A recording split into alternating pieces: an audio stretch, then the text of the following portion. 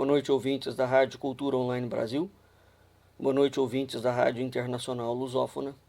No ar, mais um programa A República com L'Oriel Rocha. O tema do nosso programa de hoje vai ser um artigo publicado na revista Época. É uma coluna, um artigo de Gabriel Trigueiro, cujo título é "O bolsonarismo é uma milícia religiosa e deve ser tratado como tal".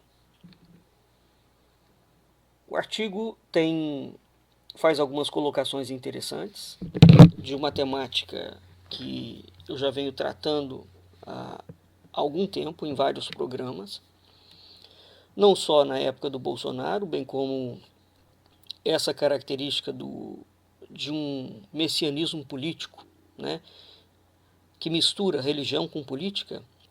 Isso caracterizou fortemente o governo do Lula, o governo da Dilma com menos intensidade, mas tinha essa característica. Eu fiz programas de rádio sobre isso também, onde a Dilma foi tratada como Pachamama. Pachamama é a deusa, né, da Mãe Terra da tradição latino-americana. O Lula foi tratado como Messias, literalmente. Ele chegou ao ponto de se comparar com Jesus Cristo, não é? E essas coisas não podem ser tidas na mera acepção de um populismo desvairado. Quando se fala assim, esses indivíduos são populistas, sim. É preciso categorizar o que é o populismo aqui, não é? Quais são as nuances do populismo? Porque o populismo pode não ter nenhuma nuance de religiosidade e de messianismo político. Agora, quando o populismo vem mesclado com messianismo político, religiosidade, portanto, quando ele adquire a característica de uma religião política, aí nós estamos diante de alguma coisa extremamente perigosa. Extremamente perigosa. Então, dentro do Brasil, hoje, nós temos uma configuração formada por esses generais, que é um projeto dos militares, né, junto com banqueiros internacionais e com a maçonaria, um projeto trimembrado, portanto, em três fases, um projeto com 3 colunas, cada coluna mais nefasta do que a outra, e, portanto, essas colunas visam remodelar completamente o Estado brasileiro. Notícia deste final de semana, por exemplo, nós estamos em abril, em maio, não é? Que o PIB brasileiro, o Paulo Guedes destruiu o PIB, o Brasil, de tal forma que o PIB brasileiro está valendo menos do que a empresa Apple nos Estados Unidos. Não é? Bem, li também, agora há pouco, a notícia de que este governo federal pretende extinguir a Fundação Casa de Rui Barbosa, que é um dos maiores acervos culturais do Brasil. O que nós estamos vendo é um plano de desmonte dentro da política, dentro da economia, dentro da agricultura, nunca antes visto. O Brasil literalmente está sendo dilapidado. E o responsável direto por isso são esses generais, né? Outro dia a Folha de São Paulo soltou os números e os cargos. No primeiro escalão tem mais de 3.000 generais da ativa e da reserva. Vamos entender o seguinte: em nenhum lugar do mundo isso existe. Em nenhum lugar do mundo, né? Nenhum governo civil tem tanto militar. O que nós estamos vendo é uma venezuelização do Brasil. É o uso das Forças Armadas para intimidar a política nacional, para promover golpe de Estado. É isso que está acontecendo. Bem, então o bolsonarismo, mesmo que Jair Bolsonaro seja retirado do poder, o bolsonarismo como movimento continua. Esse movimento é, em grande parte, em grande medida, fomentado e foi criado por Olavo de Carvalho. Então, o que nós estamos vivendo hoje no Brasil é algo muito sério. É um golpe de Estado dos generais, um golpe de Estado absolutamente diferente, né? Diferente do que eles fizeram em 64 e do que eles fizeram ao longo de toda a história da República, desde 1822 e do Império, e um golpe que vai tirar o Estado da mão dos civis, transferi-lo todo para os bancos internacionais e para eles militares, e vai desmontar o Estado brasileiro. É isso que está sendo feito dentro do Brasil, né? Com absoluta inação da classe política brasileira. A classe política brasileira é boa? Não, é péssima. Tem gente boa ali dentro. Tem gente boa. Agora, se de fato nós tivéssemos oposição política dentro do país, o que está acontecendo dentro do Brasil é tão sério, mas tão sério, que nós já teríamos tido, evidentemente, alguma reação. Bastava, por exemplo, se o Leonel Brizola tivesse vivo, um Carlos Lacerda, algum homem realmente que botasse o dedo na ferida e apontasse. Bastava duas lideranças sérias, políticas, para levantar a voz, liderança com credibilidade, para levantar a voz, para denunciar o entreguismo fardado que está sendo promovido dentro do Brasil.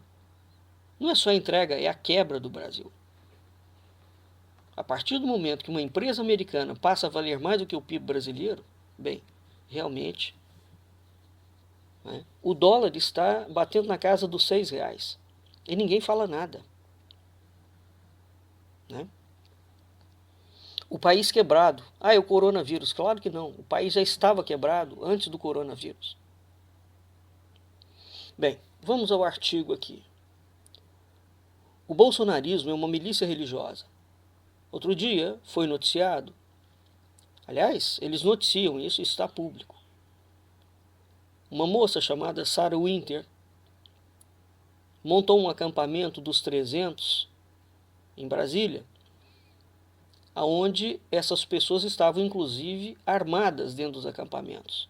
Eu não sabia que brasileiro podia andar armado, né? O Brasil tornou-se um país tão anômalo. Isso aqui já virou uma aberração sociocultural. Quando eu faço os programas, eu não tenho e nunca tive a menor intenção de mudar o contexto da história. Estou simplesmente apontando o contexto histórico. O Brasil é uma aberração política, social, cultural, né?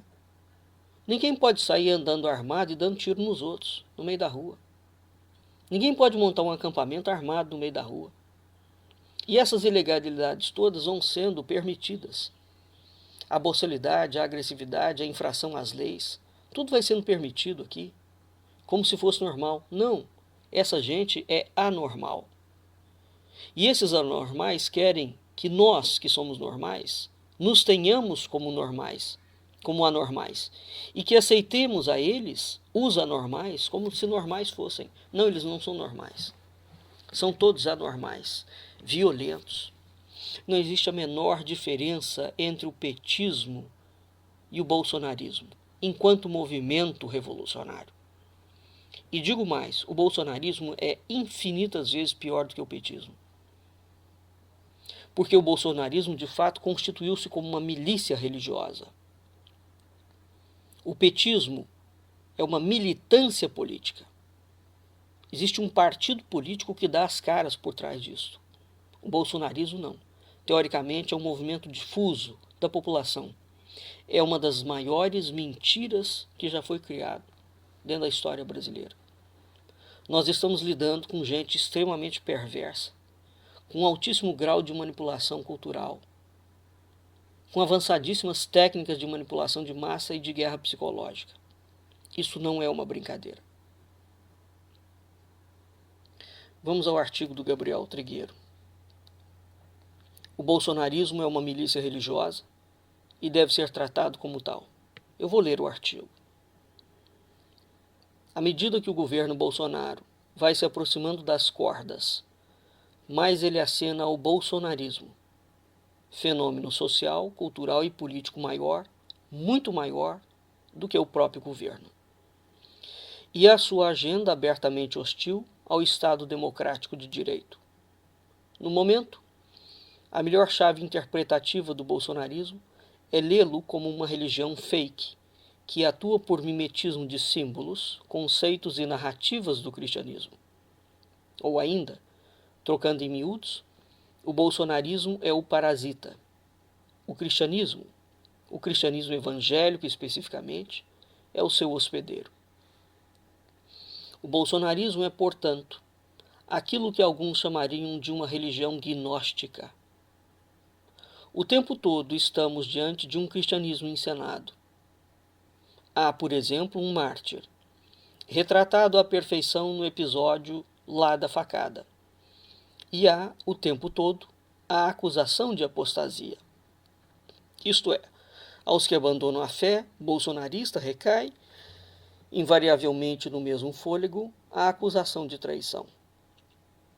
É por isso, por exemplo, que o rompimento do ex-ministro da Justiça, Sérgio Moro, pode paradoxalmente enfraquecer o governo, mas ainda assim energizar a base mais aguerrida, a militância mais intransigente, o gado, em resumo.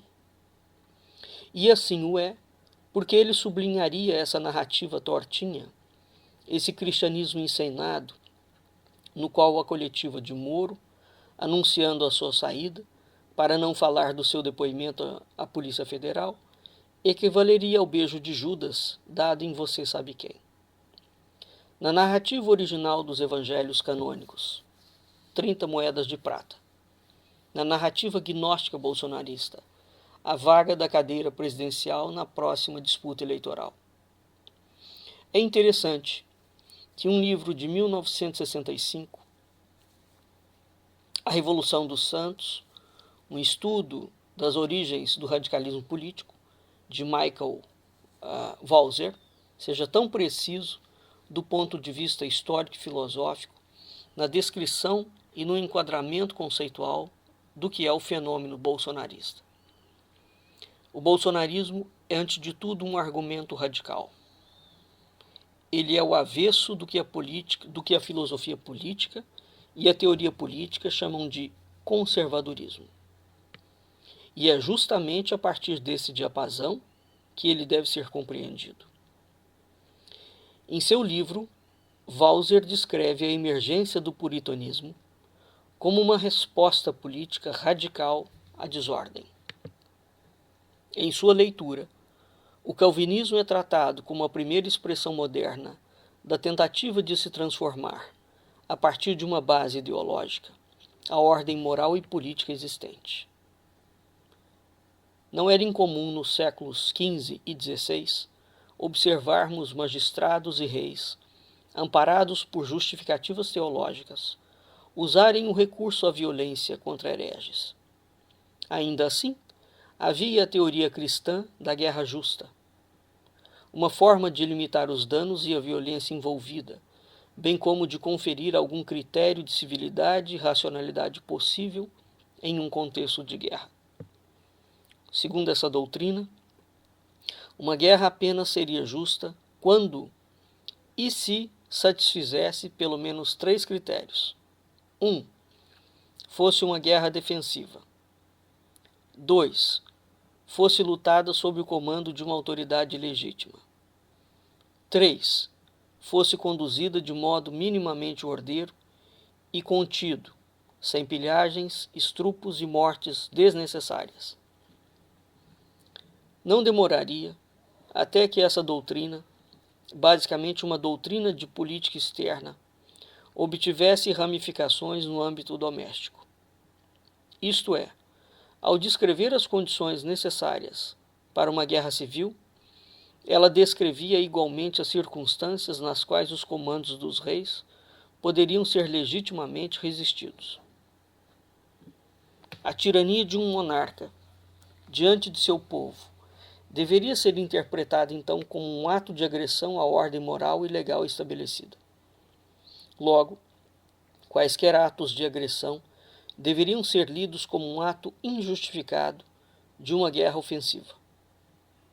A resistência, por sua vez, deveria ser tratada como uma guerra defensiva a ser travada, e, portanto, justa.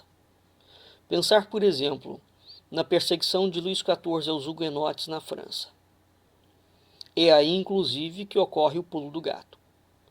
Magistrados e aristocratas calvinistas franceses buscaram legitimar suas insurgências religiosas com base na doutrina medieval da guerra justa. No entanto, tal qual estava codificada até então, uma guerra seria justa apenas se fosse lutada para se preservar a própria vida, a propriedade ou a ordem legal. Os teóricos medievais da guerra justa jamais reconheceram a religião como uma causa suficiente e razoável de legitimação de uma guerra. Outro ponto importante. Os puritanos usavam com frequência a ideia de guerra como metáfora. Esse uso obedecia a dois critérios principais. O primeiro, cosmológico, e o segundo, humano. Com relação ao primeiro, os escritores puritanos identificavam tanto o Jeová do Antigo Testamento quanto o Cristo misericordioso como um homem da guerra, como um capitão. Ver Thomas Adams, por exemplo. Os anjos seriam um exército, segundo essa literatura. Além disso, e é muito importante, essa batalha jamais teria um fim. Com relação ao segundo ponto, de acordo com a literatura puritana, se Deus era um Deus da guerra, ele havia feito o homem à sua imagem e semelhança. Como diria um famoso calvinista da época, acima de todas as criaturas, Deus ama os soldados. Para a doutrina medieval da guerra justa, apenas o rei possuía o direito de declarar guerra. Os puritanos, todavia, radicalizariam a doutrina ao afirmar que a guerra contra Satanás é importante demais para que seja deixada para o rei. Eles jamais adotariam o entendimento católico de que a guerra é um assunto laico, derivada da natureza corrompida do homem, uma resposta de curta duração a fim de lidar com violações circunstanciais da paz e da ordem. Para os puritanos, Deus é absoluto, e o comprometimento absoluto aos seus desígnios confere aos que creem privilégios extralegais. O efeito principal do puritanismo foi o de tornar a revolução um recurso disponível à imaginação inglesa como nunca antes na história daquela sociedade. A ideia de guerra permanente é o mito central do radicalismo puritano. Além disso, é importante lembrar que durante a Idade Média jamais houve a prática cristã de classificar o inimigo como o anticristo. Esse foi um recurso retórico surgido na modernidade, inaugurado pela linguagem revolucionária radical calvinista. O léxico religioso de guerra calvinista se pautava basicamente por duas coisas: um antagonismo ao mundo tradicional e um medo constante de um estado de anarquia social. Isto é, bolsonarismo in a nutshell. Na Inglaterra daquela época, o puritanismo foi uma tentativa de atribuir sentido, bem como de obter algum controle sobre um mundo que estava atravessando rápidas mudanças sociais. Algo análogo à função ideológica desempenhada pelo bolsonarismo nos partisãs mais radicais.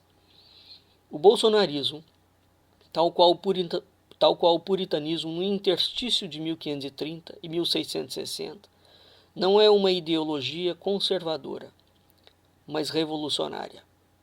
Vou repetir esse trecho.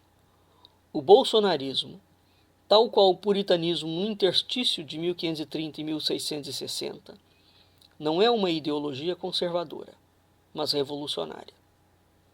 Michael Walzer argumenta sobre os puritanos. Eles se tornaram aquilo que os ideólogos da nostalgia jamais conseguiram ser: inimigos ativos da antiga ordem. Algo análogo pode ser afirmado sobre o bolsonarismo. Ele ocupou um lugar que jamais havia sido ocupado pelos conservadores tradicionais da paisagem política brasileira: o de inimigo ativo da antiga ordem. É claro que esta afirmação pode ser problematizada, mas somente o fato de que o bolsonarismo tenha conseguido comunicar essa mensagem de modo plausível já é digno de nota. Repare. Ainda segundo Walzer, os puritanos eram menos o produto de uma nova ordem que nascia lentamente no interior da antiga sociedade feudal, como explicava a teoria marxista, e mais um produto da desordem. Da mesma forma, o processo de impeachment em 2016 precipitou um cenário de anomia institucional, favorável à emergência do bolsonarismo como movimento político-cultural e de cores religiosas. Leio em reportagem recente da BBC Brasil que a Procuradoria-Geral da República está investigando a formação de grupos paramilitares bolsonaristas. O tal 300 do Brasil é o caso mais emblemático. Em redes sociais como o Twitter, já há um bom tempo que os bolsonaristas usam o neologismo ucranizar, se referindo ao Brasil como uma espécie de Cold War, de chamado a uma ação violenta nas ruas.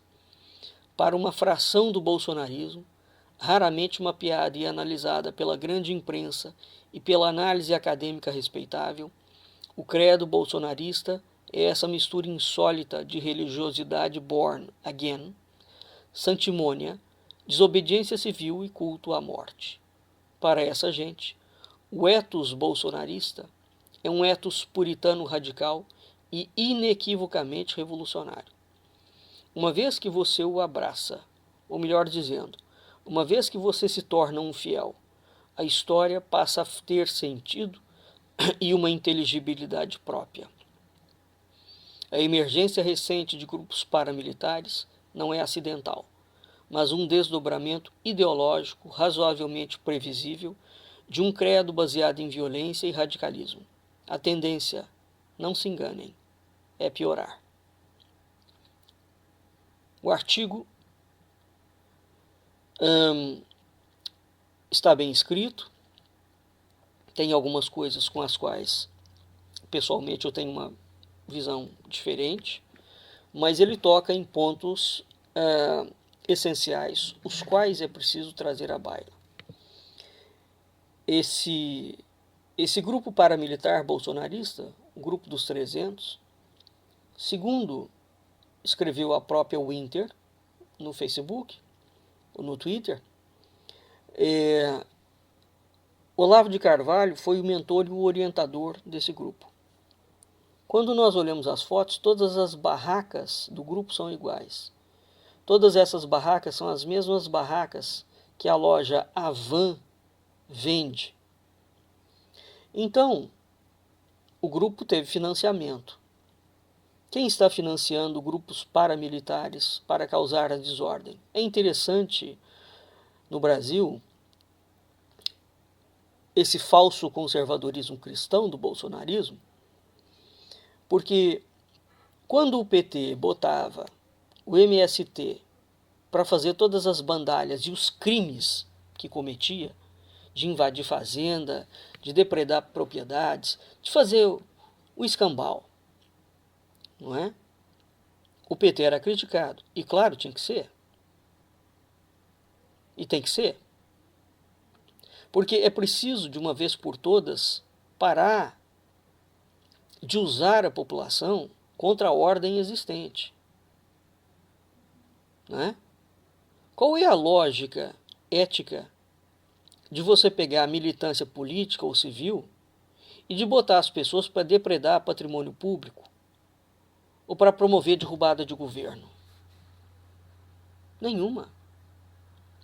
São duas ações igualmente criminosas. Né? Ora, então veja, o PT enquanto partido está desmoralizado, mas o petismo continuou.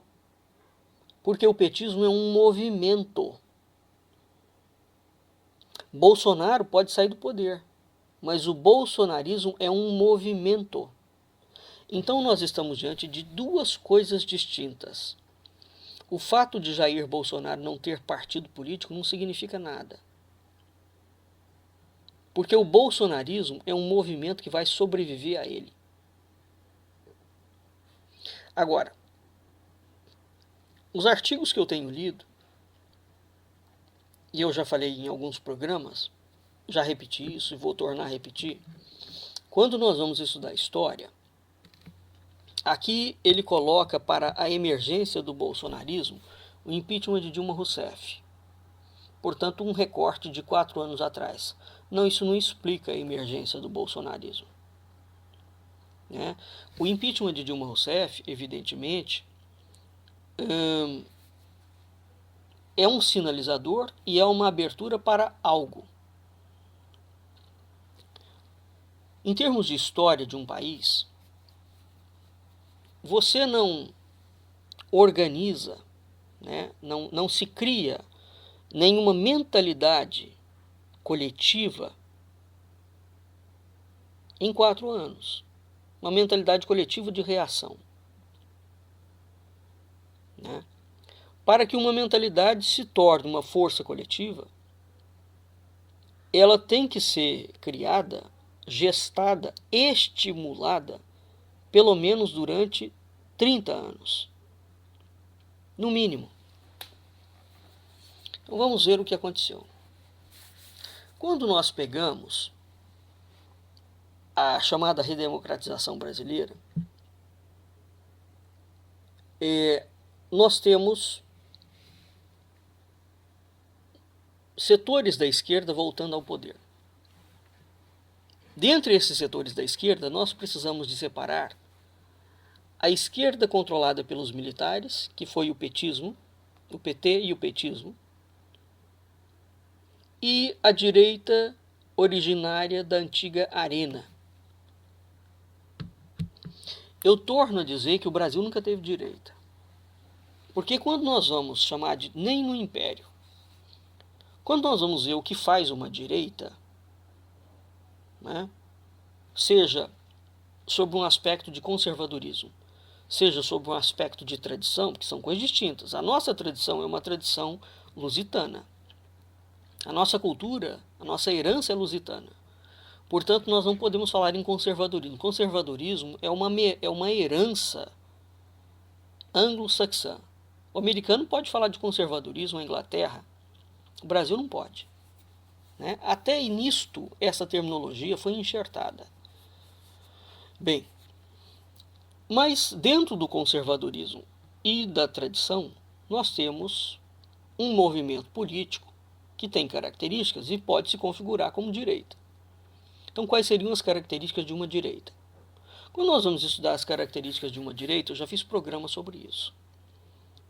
Preciso de fazer mais.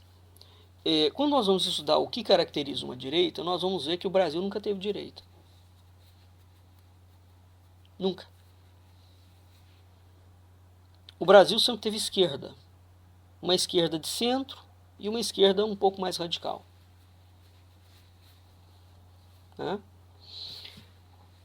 Acontece o seguinte, toda a história republicana brasileira é uma história de altíssimo conflito político. O Brasil tem uma instabilidade política, né, e institucional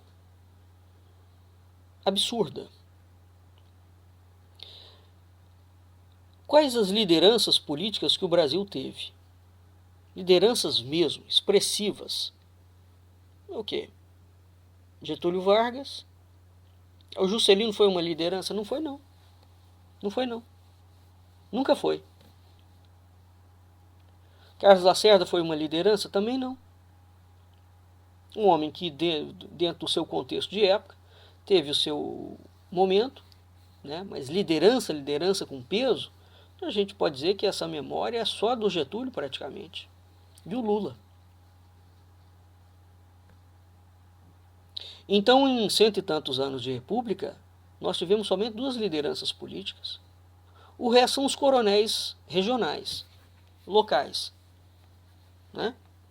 São indivíduos que têm uma força local. Eles não têm uma força nacional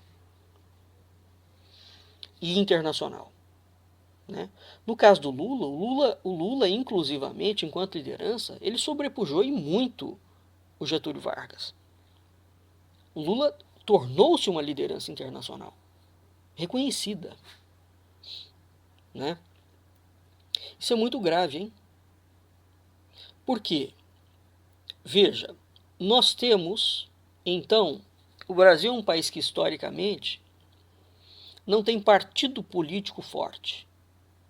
Portanto, o partido não define, né? Nós não temos partidos políticos estáveis.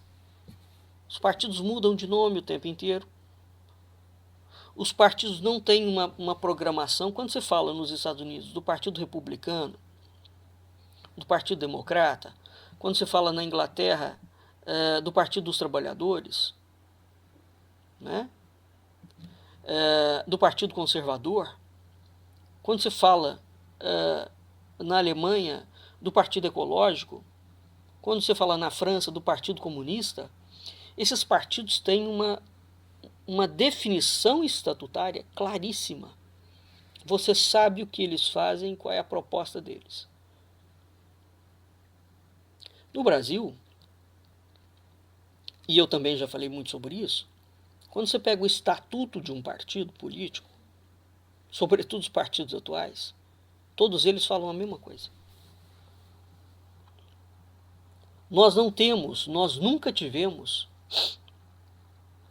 nenhuma divisão partidária, de proposta ideológica partidária, programática, clara.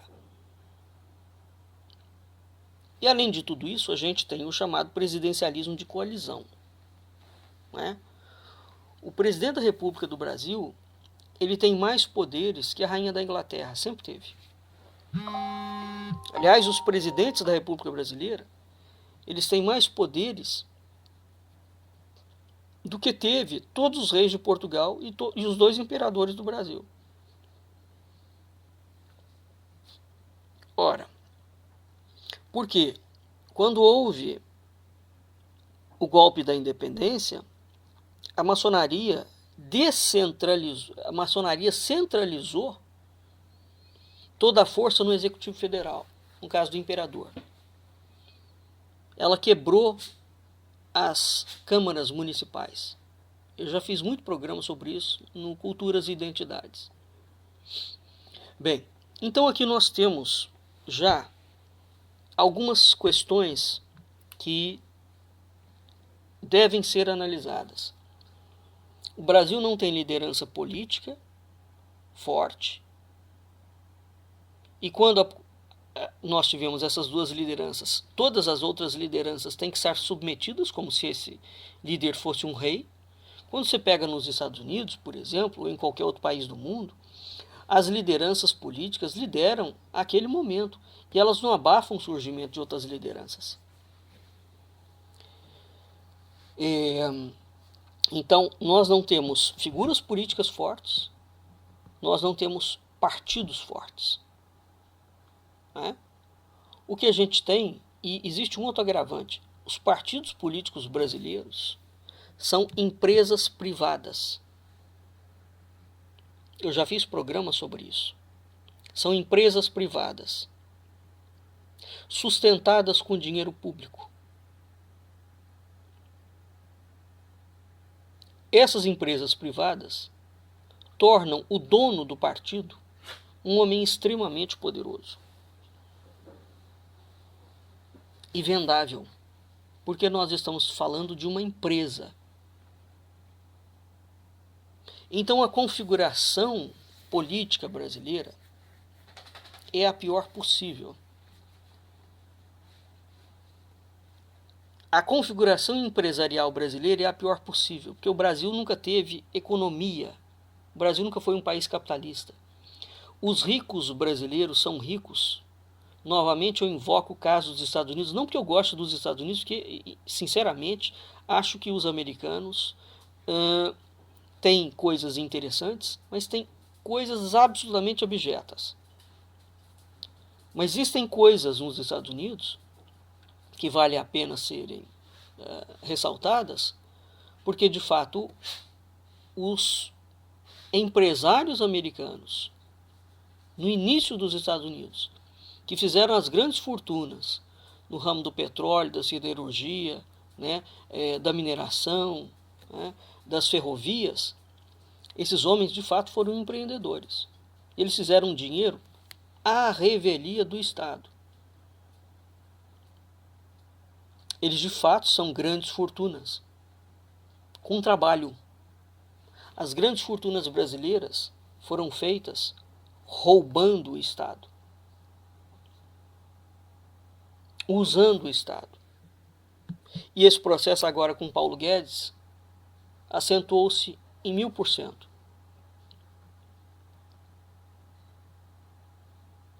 Saiu uma lista dos 100 maiores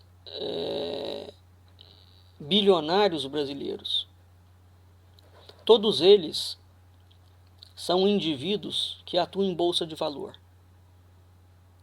Bolsa de valor é especulação, é cassino. Bolsa de valor não produz riqueza em nenhum país do mundo, nem aqui.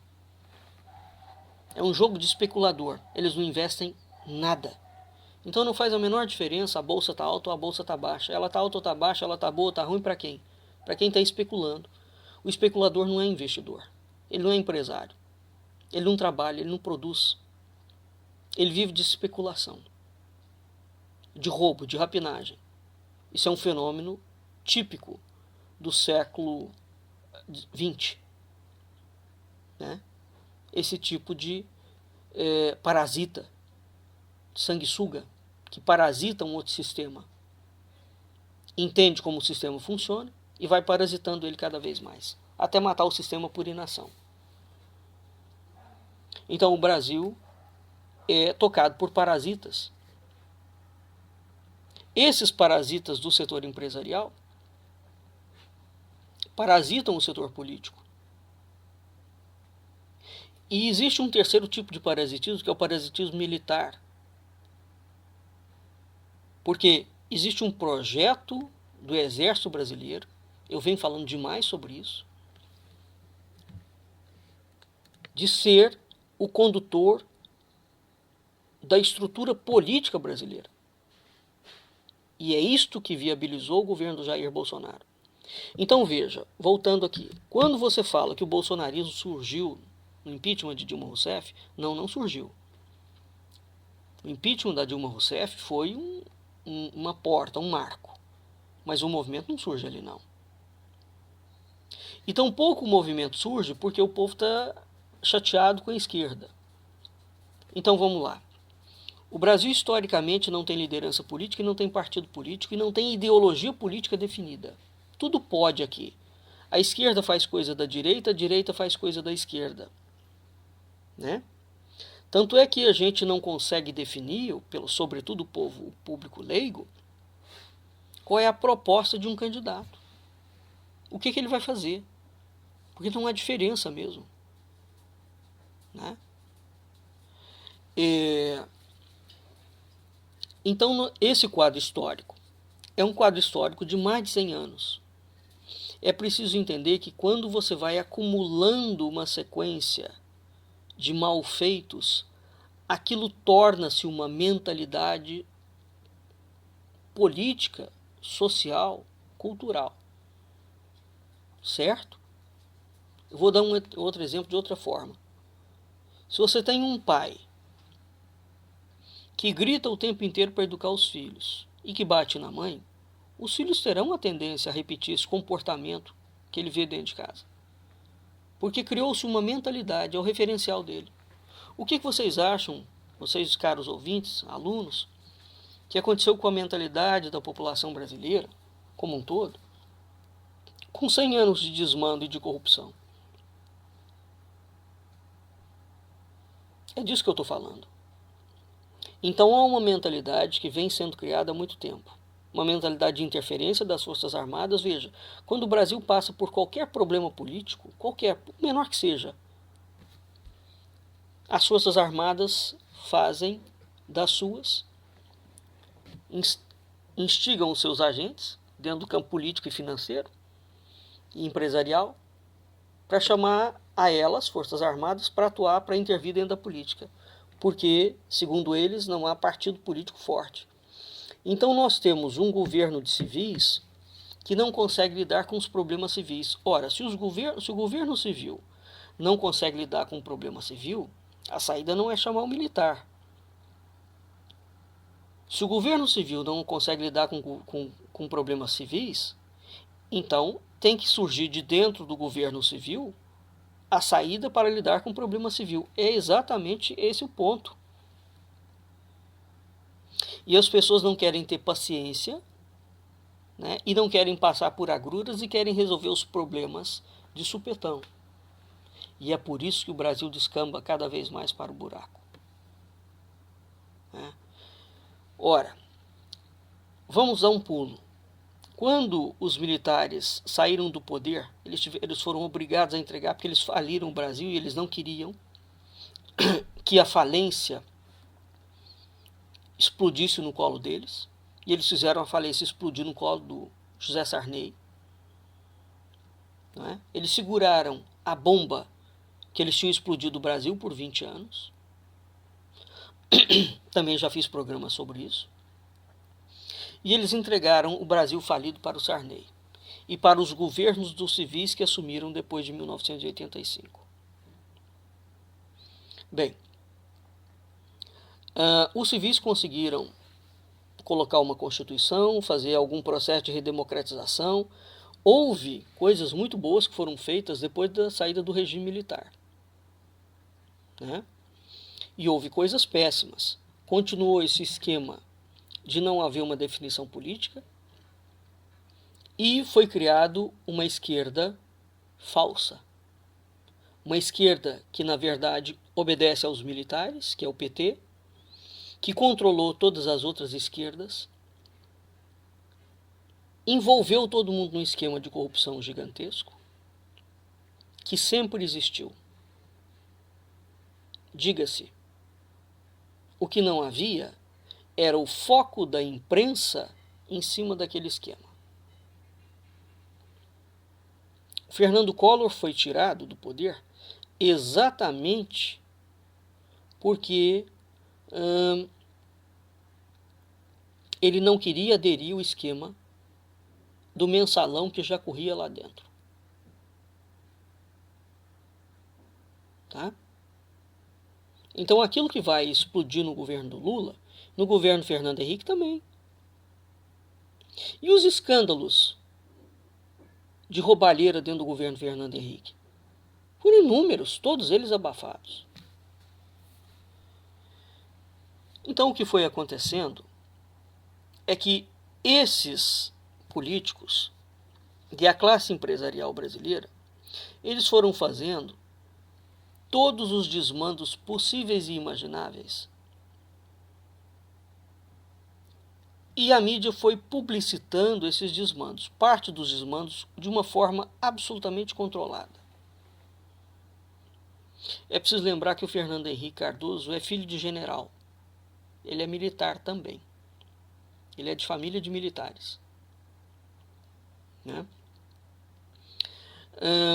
Então nós temos um quadro, quando o PT assumiu, né? E antes do PT assumir, logo que o PT começou a virar um partido forte, o PT começou a radicalizar e a criar inimigos civis, intelectuais, religiosos e políticos dentro do campo político. Então isso que o bolsonarismo hoje faz foi inaugurado pelo petismo. Foi mesmo. Foi mesmo. Então a criação da ideia de um inimigo interno que tem que ser combatido e eliminado Muitas das conversas do Bolsonaro, o Lula tinha, na mesma tônica. Só que o Lula não foi ao ponto que o Bolsonaro foi. E não é o Bolsonaro, é o projeto dos generais. Porque, diferentemente do Lula, os generais não podiam aparecer, não é? Com o Bolsonaro eles podem.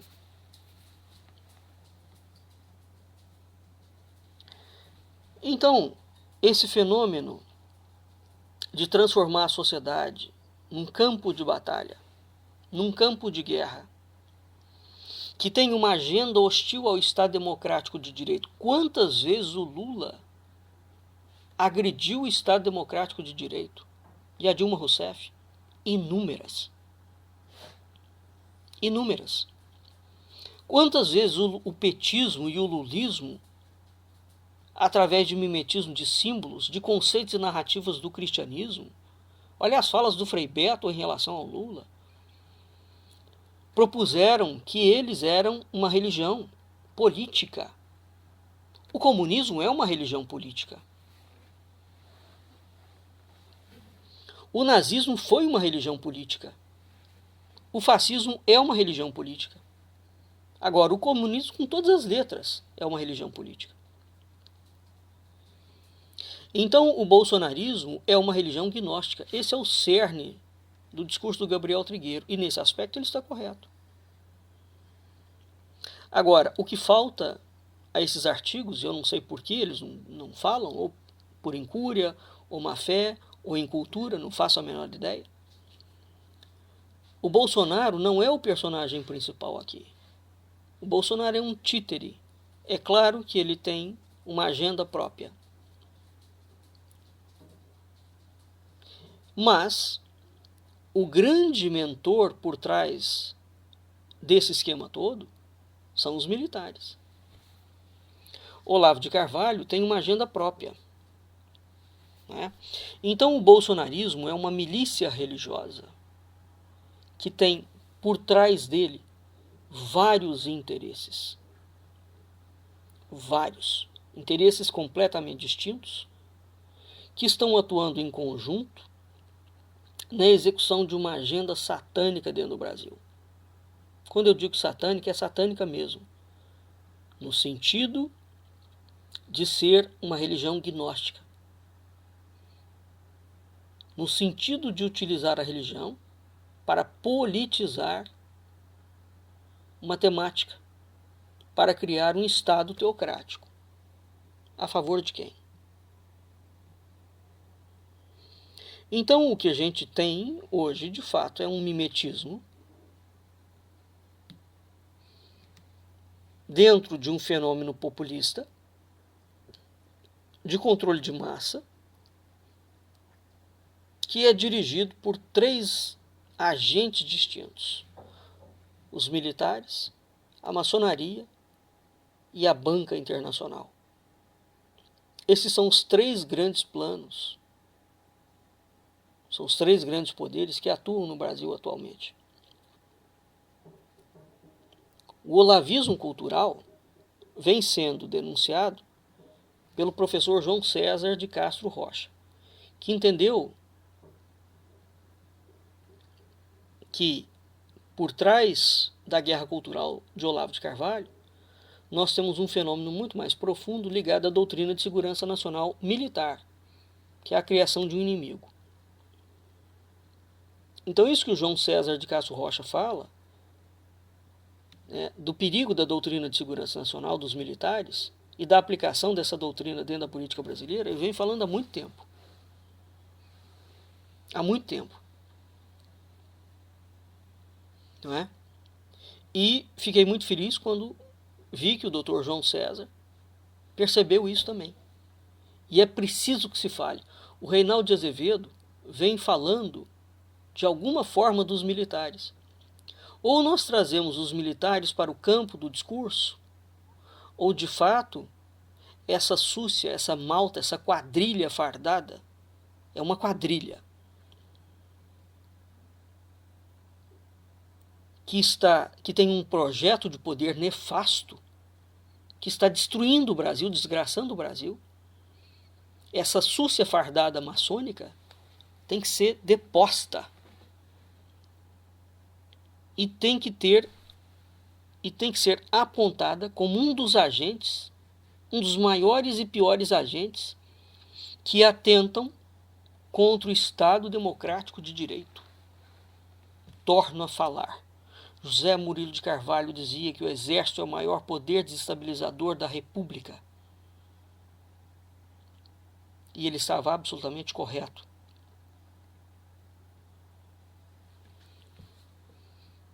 Quem tiver a oportunidade, procure a revista Época, esse artigo do Gabriel Trigueiro. O bolsonarismo é uma milícia religiosa e deve ser tratado como tal. Esse é o título do artigo. E leia. E reflita. O impeachment da Dilma Rousseff não explica o que nós estamos assistindo aqui. E nem tampouco só a roubalheira do PT. O fenômeno é muito mais profundo. Trata-se de um fenômeno de massa. Nós estamos falando de guerra cultural, nós estamos falando de guerra simbólica, nós estamos falando de apropriação de símbolo, nós estamos falando de narrativas miméticas do cristianismo, narrativas que se aproximam muito do chamado cristofascismo, que é uma terminologia técnica sobre a qual eu já fiz programa também. O que está acontecendo no Brasil é gravíssimo. É um movimento revolucionário. Então nós temos atualmente dois movimentos revolucionários, o petismo e o bolsonarismo.